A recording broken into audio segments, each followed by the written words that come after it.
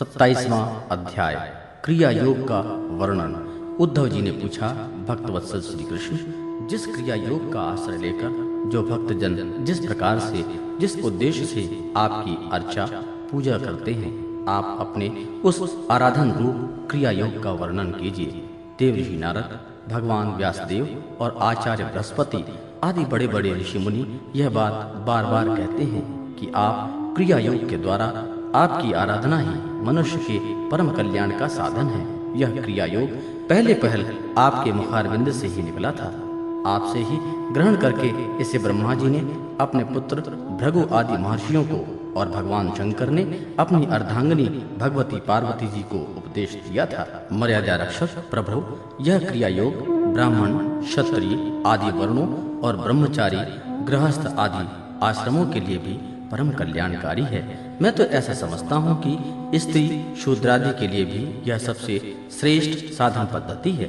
कमल नयन, श्याम सुंदर, आप शंकर आदि जगदीश्वरों के भी ईश्वर हैं और मैं आपके चरणों का प्रेमी भक्त हूँ। आप कृपा करके मुझे यह कर्म बंधन से मुक्त कराने वाली विधि बतलाइए। भगवान श्री कृष्ण ने कहा, उद्धव जी, कर्म कांड का इतना विस्तार है कि उसकी कोई सीमा नहीं है, इसलिए मैं उसे थोड़े ही पूर्वापर क्रम से विधि पूर्वक वर्णन करता हूँ। मेरी पूजा की 3 विधियां हैं, वैदिक, तांत्रिक और मिश्रित। इन तीनों में से मेरे भक्त जो भी अपने अनुकूल जान पड़े उसी विधि से मेरी आराधना करनी चाहिए। पहले अपने अधिकार अनुसार शास्त्रोक्त विधि से समय पर यज्ञोपवीत संस्कार के द्वारा संस्कृत होकर के द्विजत्व प्राप्त करे। फिर श्रद्धा और भक्ति के साथ वह किस प्रकार मेरी पूजा करे, इसकी विधि तुम मुझसे सुनो। भक्ति पूर्वक निष्कपट भाव से अपने पिता एवं गुरु पर मुझे परमात्मा का पूजन की सामग्रियों के द्वारा मूर्ति में, वेदी में, अग्नि में, सूर्य में, जल में, हृदय में अथवा ब्राह्मण में, चाहे किसी में भी आराधना करे। उपासक को चाहिए कि वह प्रातः काल दातून करके पहले शरीर शुद्धि के लिए स्नान करे और फिर वैदिक तांत्रिक दोनों प्रकार के मंत्रों से मिट्टी और भस्म आदि का लेप करके पुनः स्नान करे। इसके पश्चात वेदोक्त संध्या वंदन आदि नित्य कर्म करने चाहिए। उसके बाद मेरी आराधना का ही दृढ़ संकल्प करके वैदिक और तांत्रिक विधि से कर्म बंधनों से छुड़ाने वाली मेरी पूजन करे। मेरी मूर्ति 8 प्रकार की होती है।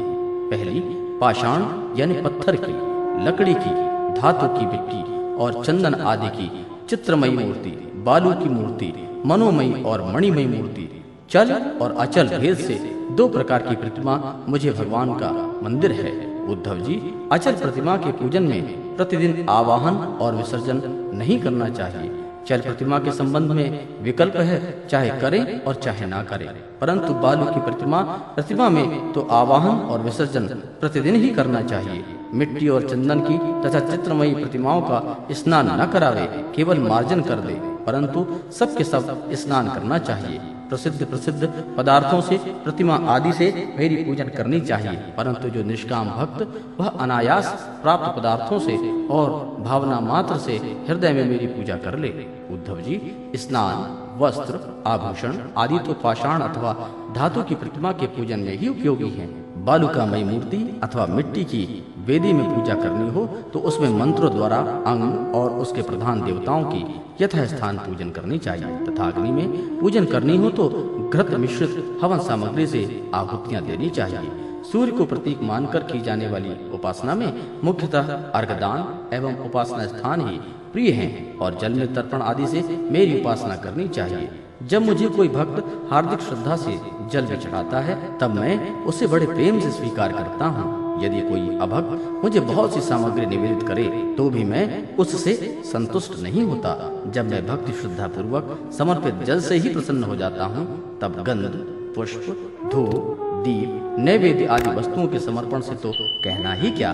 उपासक पहले पूजा की सामग्री इकट्ठी कर ले, फिर इस प्रकार से कुश बिछाए कि उसमें अगले भाग पूर्व की ओर रहने दे। तदनंतर पूर्व या उत्तर की ओर मुख करके पवित्रता के साथ उन कुशों के आसन पर बैठ जाए। यदि प्रतिमा अचल हो तो उसके सामने ही बैठना चाहिए। इसके बाद पूजन कार्य प्रारंभ करे। पहले विधि पूर्वक अगन्यास और करन्यास करे। इसके बाद मूर्ति में मंत्र न्यास करे और हाथ में प्रतिमा पर पूर्व समर्पित सामग्री हटाकर उसे पोंछ दे। इसके बाद जल से भरे हुए कलश और प्रोक्षण पात्र आदि की पूजा गंध पुष्प आदि से करे। प्रोक्षण पात्र के जल से पूजा सामग्री और अपने शरीर का प्रोक्षण कर ले। तदनंतर पाद्य, अर्घ्य और आचमान के लिए 3 पात्रों में कलश में से जल भरकर रख ले और उनमें पूजा पद्धति के अनुसार सामग्री डाले। पाद्य पात्र में श्यामशक, सांव के दाने, दूब, कमल, विष्णुक्रांत और चंदन, तुलसी दल आदि। अर्घ्य पात्र में गंध, पुष्प, अक्षत, जौ, कुश, तिल, सरसों और दूध तथा आचमान पात्र में जायफल, लौंग आदि डाले।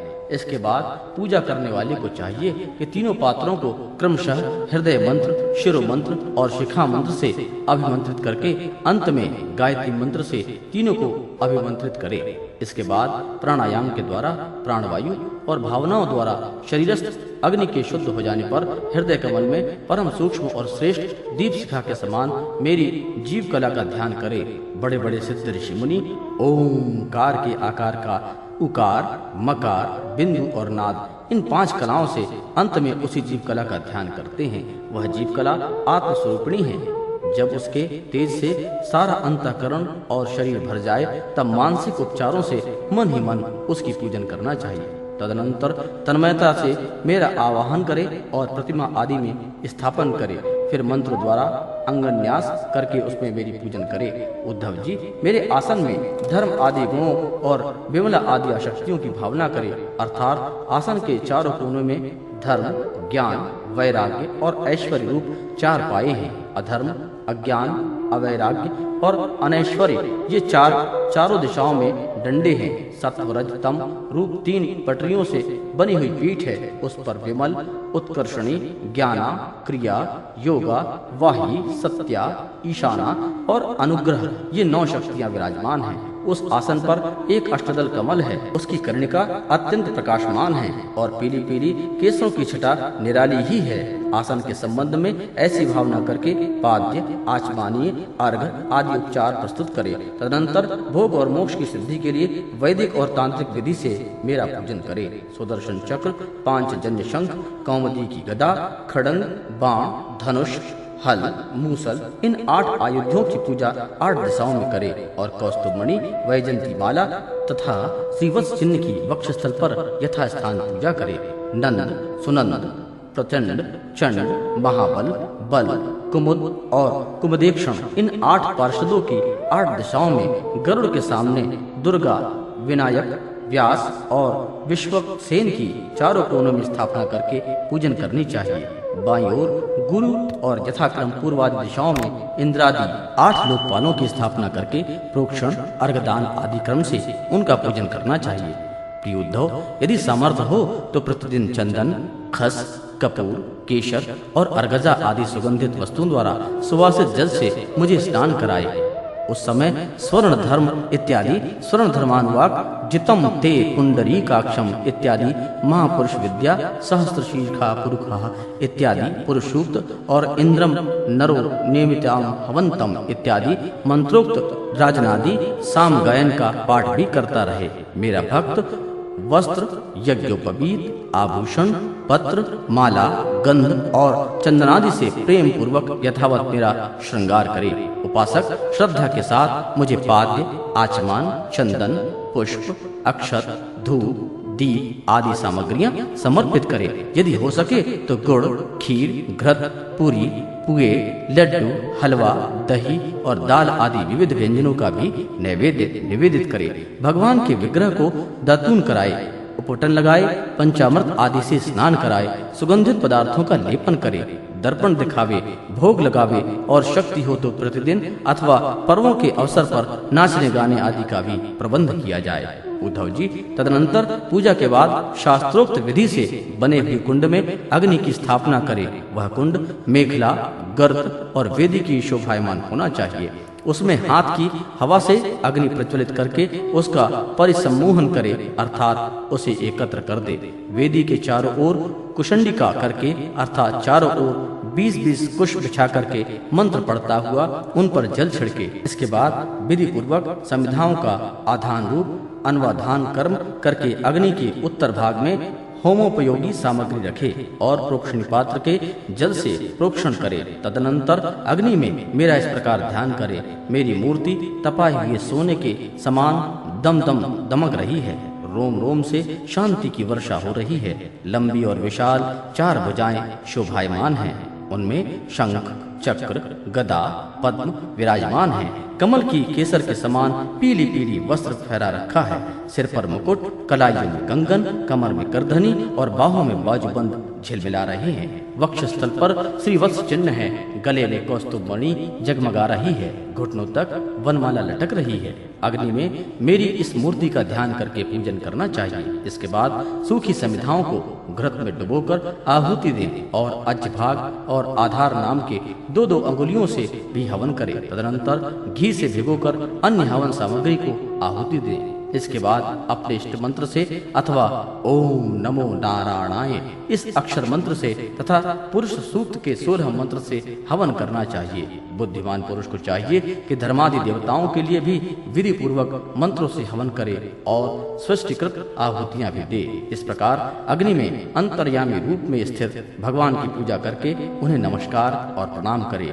नंद, सुनंद आदि पार्षदों और 8 दिशाओं में हवन कर्मक बलि दे। तदनंतर प्रतिमा के सम्मुख बैठ करके परब्रह्म स्वरूप भगवान नारायण का स्मरण करे और भगवत स्वरूप मूल मंत्र ओम नमो नारायणाय का जाप करे। इसके बाद भगवान को आचमन करावे और उनका प्रसाद विश्वक्सेन को निवेदन करे। इसके पश्चात अपने इष्ट देव की सेवा में सुगंधित तांबूल आदि मुखवास उपस्थित करे तथा पुष्पांजलि समर्पित करे। मेरी लीलाओं का गान करे, उनका वर्णन करे और मेरी ही लीलाओं का अभिनय करे। यह सब कुछ करते समय प्रेमोन्मत्त होकर के नाचने लगे। मेरी लीलाएं गाथाएं स्वयं सुने और दूसरों को भी सुनावे। कुछ समय तक संसार और उसमें रगड़े झगड़ों को भूल करके मुझ में ही तन्मय हो जाए। प्राचीन ऋषियों के द्वारा अथवा प्राकृत भक्तों के द्वारा बनाए हुए छोटे बड़े स्तव और स्तोत्रों से भी मेरी स्तुति करने से, प्रार्थना करने से मुझे प्रसन्नता होती है।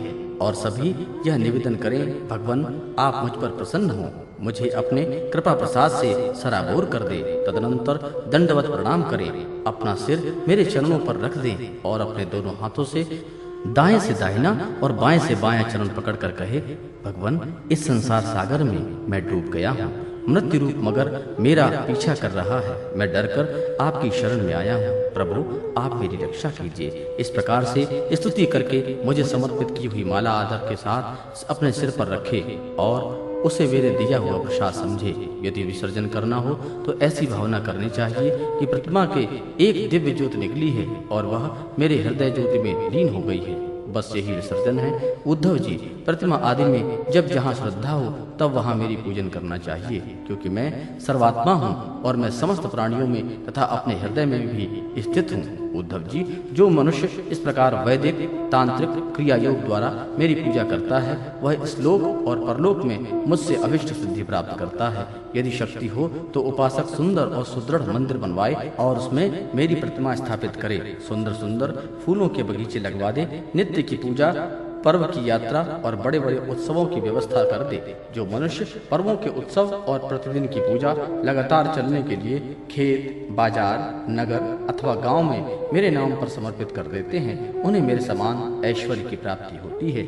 मेरी मूर्ति की प्रतिष्ठा करने से पृथ्वी का एक छत्र राज्य, मंदिर निर्माण से त्रिलोकी का राज्य, पूजा आदि की व्यवस्था करने से ब्रह्मलोक और तीनों द्वारा मेरी समानता प्राप्त होती है। जो निष्काम भाव से मेरी पूजा करते हैं उन्हें भक्ति योग प्राप्त हो जाता है और उस निरपेक्ष भक्ति योग के द्वारा वह स्वयं मुझे प्राप्त कर लेते हैं। जो अपनी दी हुई या दूसरों के दी हुई देवता और ब्राह्मण की जीविका का हरण कर लेता है वह करोड़ों वर्ष तक विष्ठा का क्रीड़ा होता है। जो लोग ऐसे कर्मों में सहायता करते हैं, प्रेरणा अथवा अनुमोदन करते हैं, वे भी मरने के बाद प्राप्त करने वाले के समान ही फल के भागीदार होते हैं। यदि उनका हाथ अधिक रहा तो फल भी उन्हें अधिक ही मिलता है। 28वां अध्याय, परमार्थ निरूपण।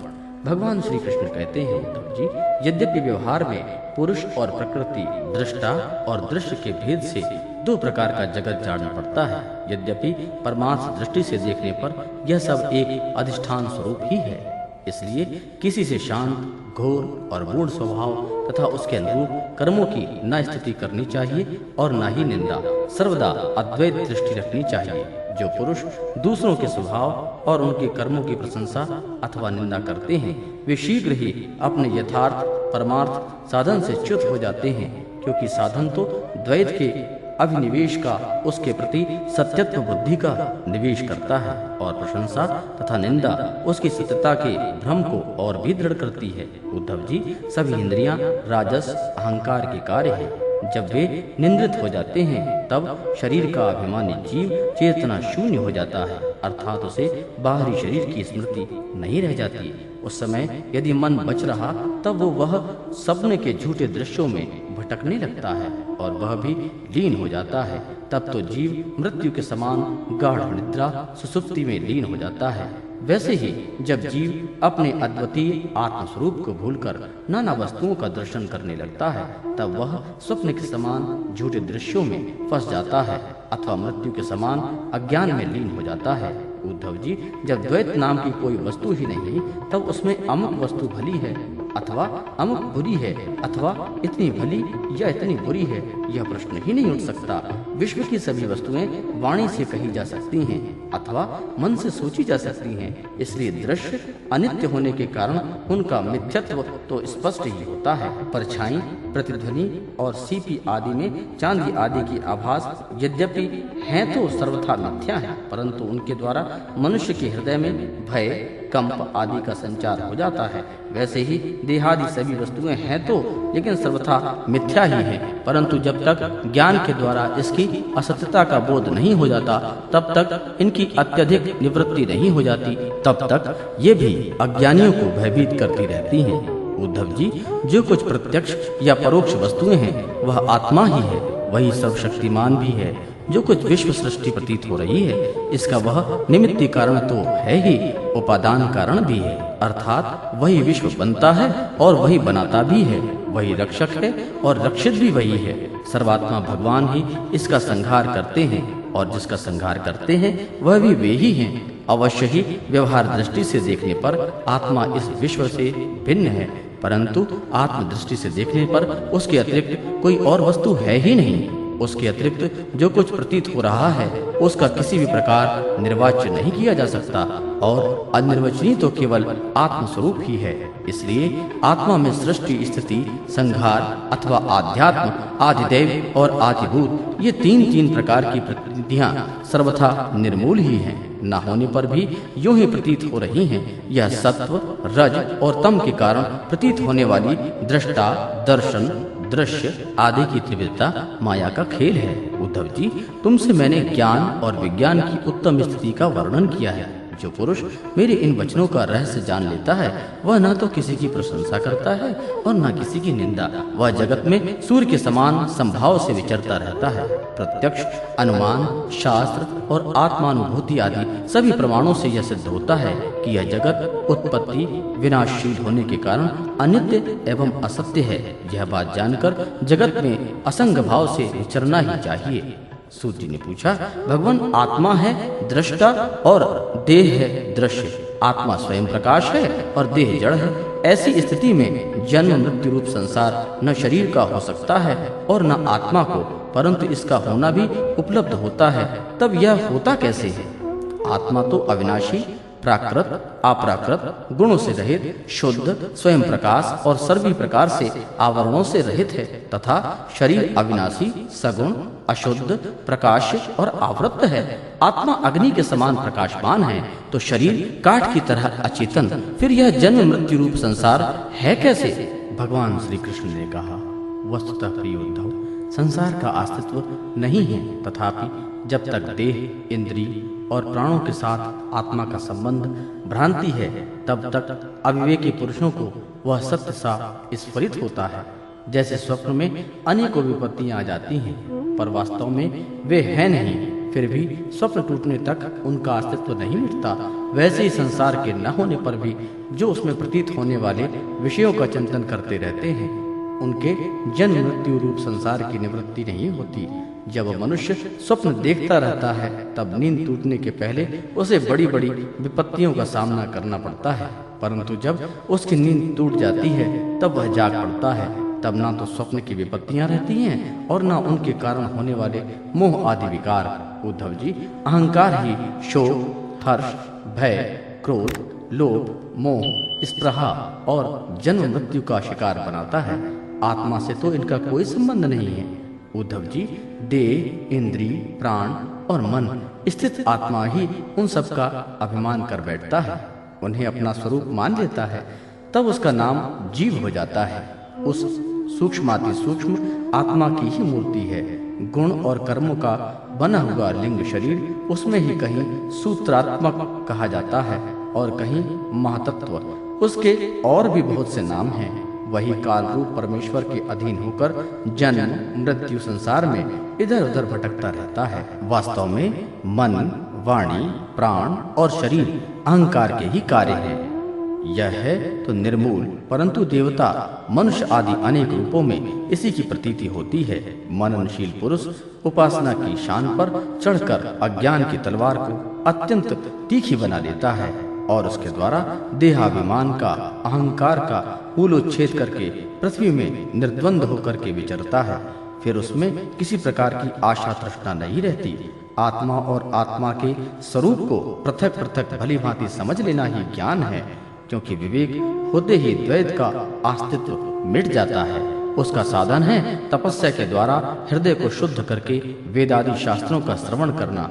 इसके अतिरिक्त श्रवणानुकूल युक्तियां, महापुरुषों के उपदेश और इन दोनों से अविरुद्ध स्वानुभूति भी प्रमाण है। इन सब का सार यही निकलता है कि इस संसार में आदि में जो था तथा अंत में जो रहेगा, जो इसका मूल कारण और प्रकाशक है, वही अद्वितीय उपाधि शून्य परमात्मा बीच में है। उसके अतिरिक्त जो कोई वस्तु है ही नहीं। उद्धव जी, सोने से कंगन, कुंडल आदि बहुत से आभूषण बनते हैं, परंतु जब वे गहने नहीं बने थे तब तक भी सोना था, और जब नहीं रहेंगे तब भी सोना ही रहेगा।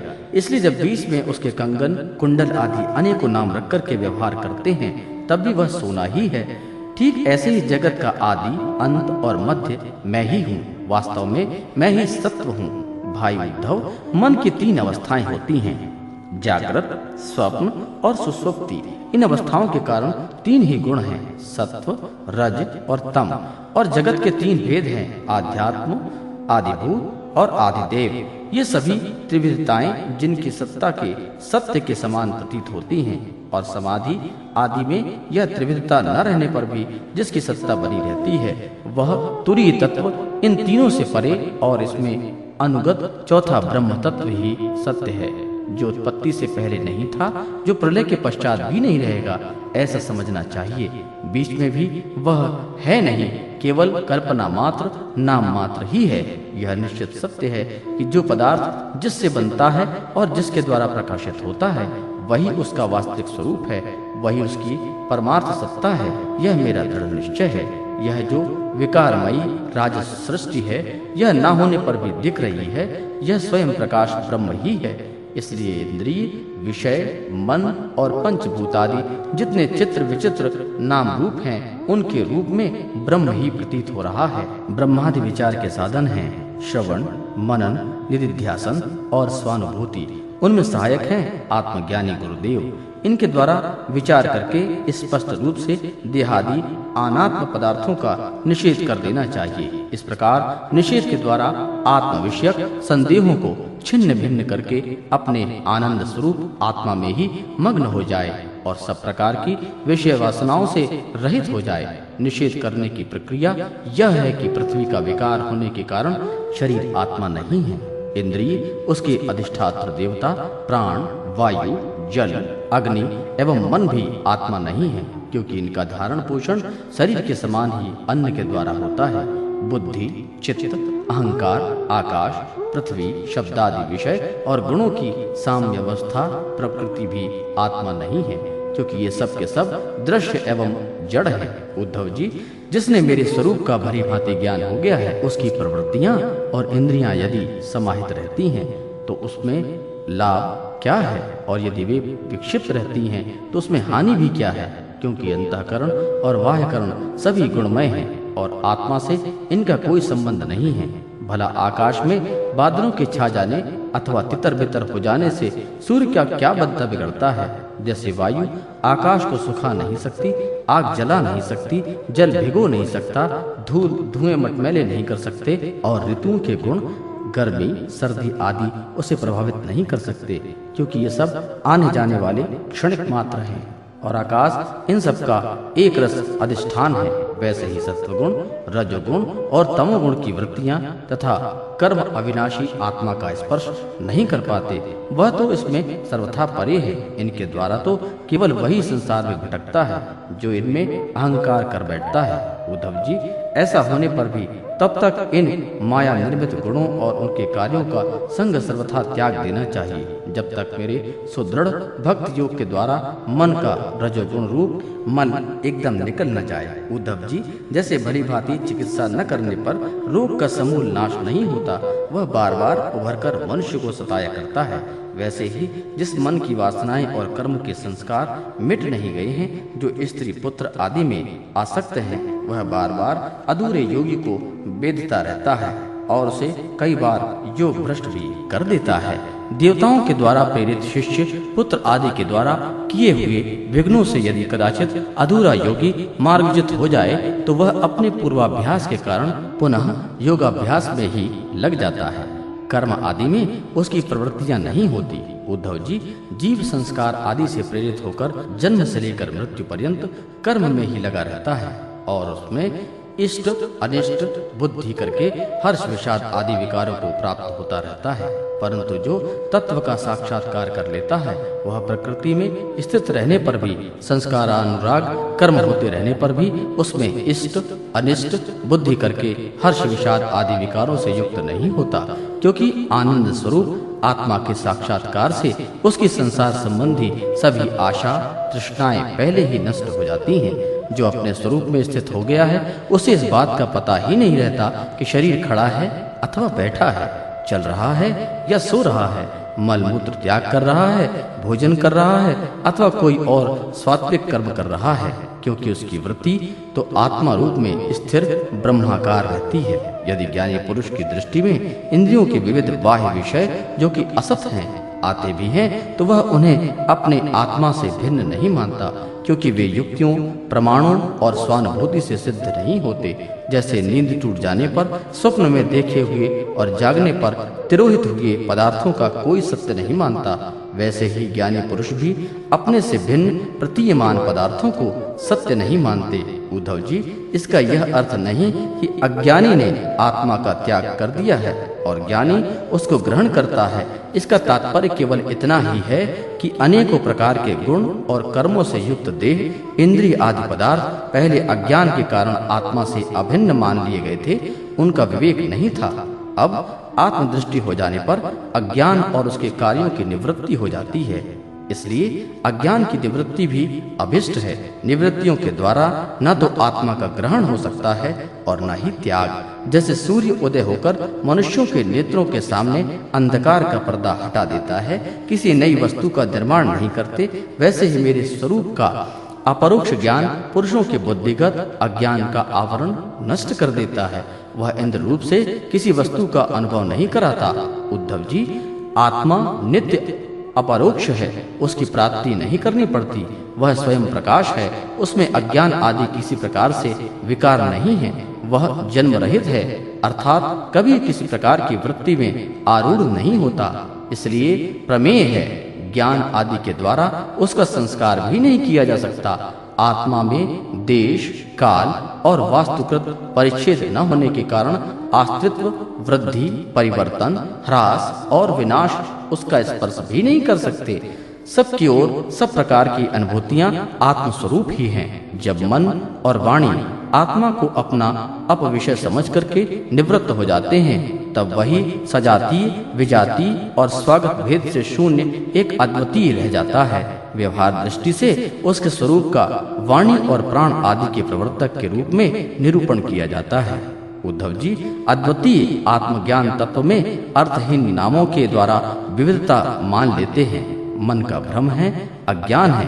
सचमुच यह बड़ा मोह है, क्योंकि अपने आत्मा के अतिरिक्त उस भ्रम का और कोई भी अधिष्ठान नहीं है। अधिष्ठान सत्ता में अध्यस्था की सत्ता है ही नहीं, इसलिए सब कुछ आत्मा ही है।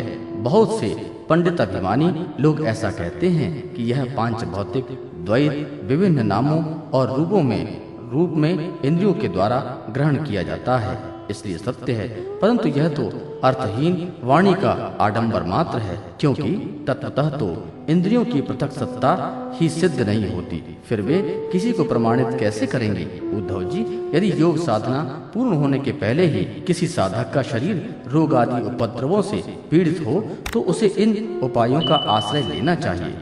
गर्मी, ठंडक आदि को चंद्रमा, सूर्य आदि की धारणा के द्वारा, वात आदि रोगों को वायुधारक युक्त आसनों के द्वारा और ग्रह सर्पाधिकृत विघ्नों को तपस्या, मंत्र एवं औषधि के द्वारा नष्ट कर डालना चाहिए। काम, क्रोध आदि विघ्नों को मेरे चिंतन और नाम संकीर्तन आदि के द्वारा नष्ट करना चाहिए तथा पतन की ओर ले जाने वाले दंभ, मद आदि विघ्नों को धीरे धीरे महापुरुषों की सेवा के द्वारा दूर करना चाहिए।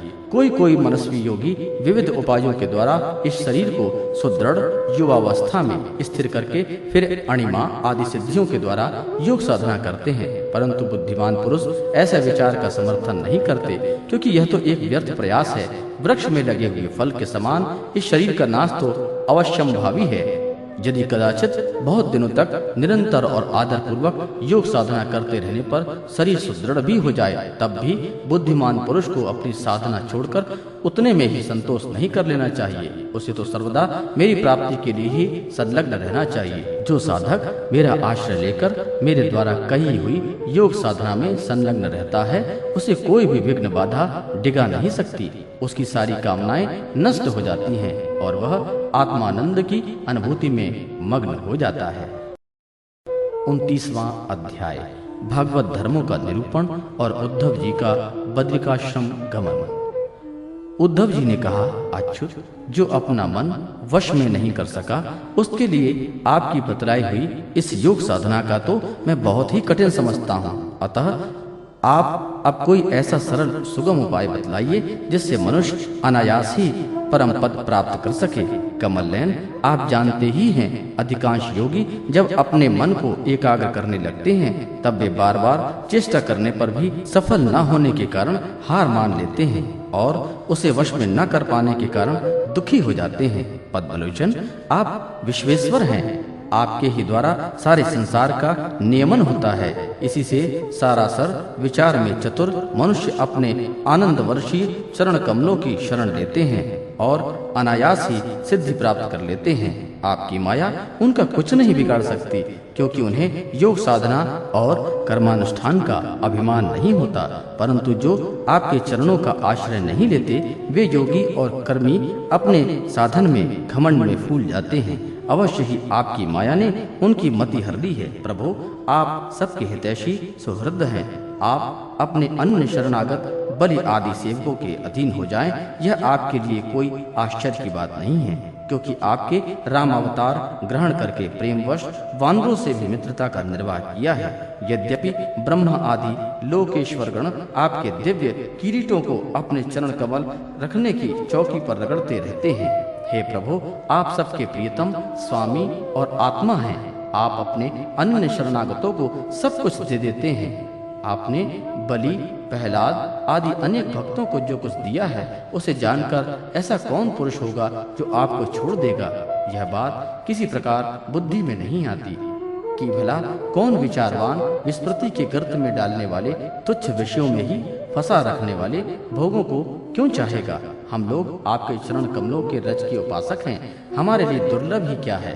भगवान, आप समस्त प्राणियों के अंतःकरण में अंतर्यामी रूप से और बाहर गुरु रूप में स्थिर होकर उनके सारे पाप ताप मिटा देते हैं और अपने वास्तविक स्वरूप को उनके प्रति प्रकट कर देते हैं। बड़े बड़े ब्रह्मज्ञानी ब्रह्मा जी के समान लंबी आयु पाकर भी आपके उपकारों का बदला नहीं चुका सकते। इसी से वे आपके उपकारों का स्मरण करके क्षण क्षण अधिकाधिक आनंद का अनुभव करते रहते हैं। सुखदेव जी कहते हैं, परीक्षित, भगवान श्री कृष्ण ब्रह्मादि ईश्वरों के भी ईश्वर हैं वे सत्व, रज आदि गुणों के द्वारा ब्रह्मा, विष्णु और रुद्र रूप धारण किया करते हैं, जगत की उत्पत्ति, स्थिति आदि के खेल खेला करते हैं।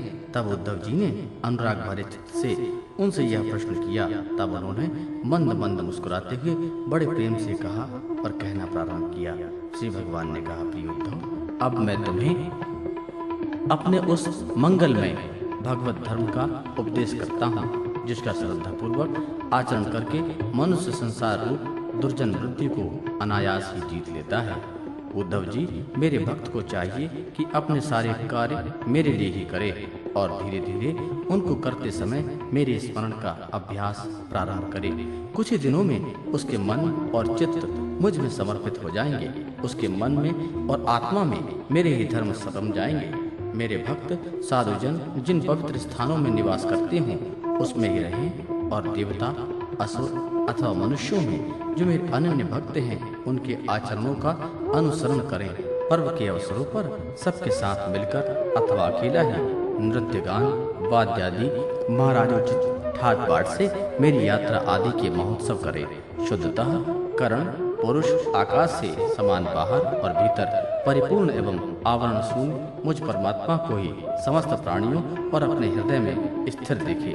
निर्मल बुद्धि उद्धव जी, जो साधक केवल इस ज्ञान दृष्टि का आश्रय लेकर संपूर्ण प्राणियों और पदार्थों में मेरा दर्शन करता है और उन्हें मेरा ही स्वरूप मानकर सत्कार करता है, तथा ब्रह्मा और चांडाल, चोर और ब्राह्मण भक्त, सूर्य और चिनकारी तथा कृपालु और क्रूर समान दृष्टि से उन्हें देखता है, उसे ही सच्चा ज्ञानी समझना चाहिए। जब निरंतर सभी नर नारियों में मेरी ही भावना की जाती है, तब थोड़े ही दिन में साधक के चित्त में स्पर्धा, जिसे होड़ कहते हैं, वह समाप्त हो जाती है।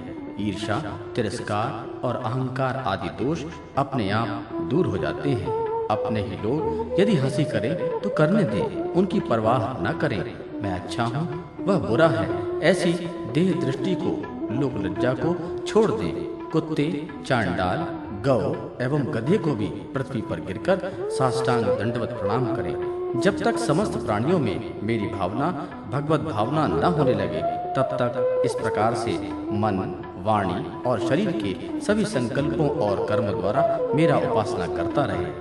उद्धव जी, जब इस प्रकार से सर्वत्र आत्मबुद्धि, ब्रह्म बुद्धि का अभ्यास किया जाता है, तब थोड़े ही दिनों में उसे ज्ञान होकर सब कुछ ब्रह्म स्वरूप दिखने लगता है। ऐसी दृष्टि हो जाने पर सारे संशय, संदेह अपने आप निवृत्त हो जाते हैं और वह सब कहीं मेरी तरह साक्षात्कार करके संसार दृष्टि में उपराम हो जाता है।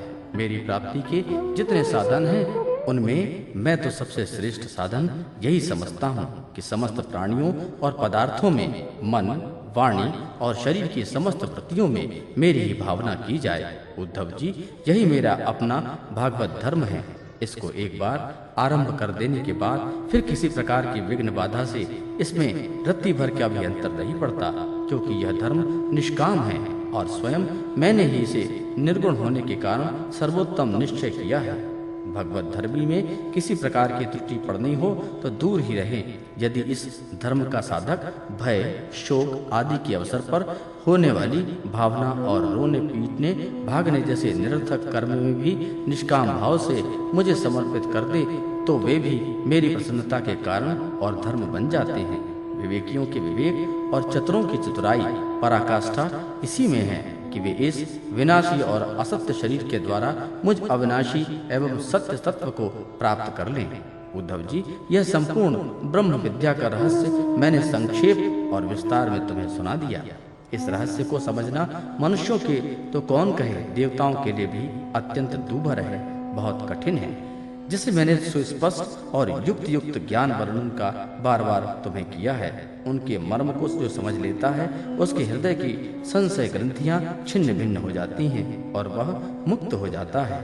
मैंने तुम्हारे प्रश्न का भली भांति खुलासा कर दिया, और जो पुरुष हमारे प्रश्नोत्तर को विचार पूर्वक धारण करेगा, वह वेदों के भी परम रहस्य सनातन परम ब्रह्म को प्राप्त कर लेगा।